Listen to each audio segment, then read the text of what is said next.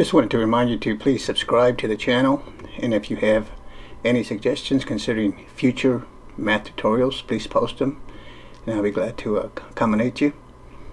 In this video I'm going to deviate a little bit from my regular math tutorials and to show you a little, I guess you could call it, mathematical trick that you could use to guess a person's age. Say you're at a party or you have a friend, you want to guess their age. Now it could be that you know the age of most of your friends, so you could also use this in a different way and just ask somebody to pick a number between, say, 1 and 100, and you would guess it.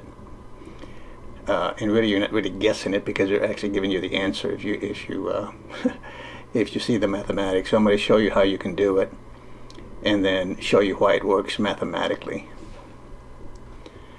So let's suppose that you're trying to guess the age of a person, and that person, just to make it obvious to you what to do, I'm going to say that person is 27. And you could ask somebody to pick a number between 1 and 100, like I said, if you don't want to do with the age situation. And then they don't tell you what the number is, but they perform these operations. So you tell them pick a number between 1 and 100, and then you ask him to do this.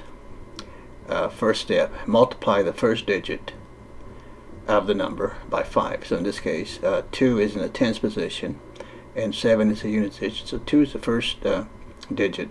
So you multiply that by 5. So 2 times 5 is 10. Okay, so we get 10. And then it says the next step, you tell them to add 3 to the result. Okay, so we add 3 to that and we get 13.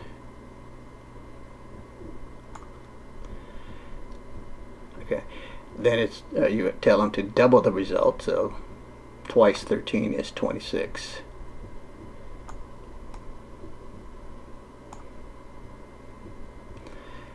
And then you tell them to add the second digit of their age, or the number they picked, to that final result. Okay, so in this case this is 7. So I add 7 to the 26 and I get 33.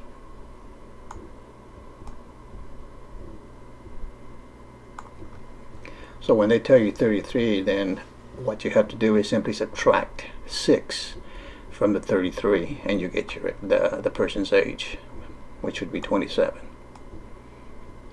Or you guess the number that they're thinking about, right? You either guess their age or tell them to pick a number from 1 to 100, and you tell them to perform those operations without telling you what the number is, and then whatever the final result is, you subtract 6 from it and you get the number, in this case the age. Okay, now let me show you why it works mathematically. Okay, so the last step was subtract 6 to obtain the age, or the number, whatever you're trying to find. Now this is why it works mathematically. So we say let the age equal to 10t plus u.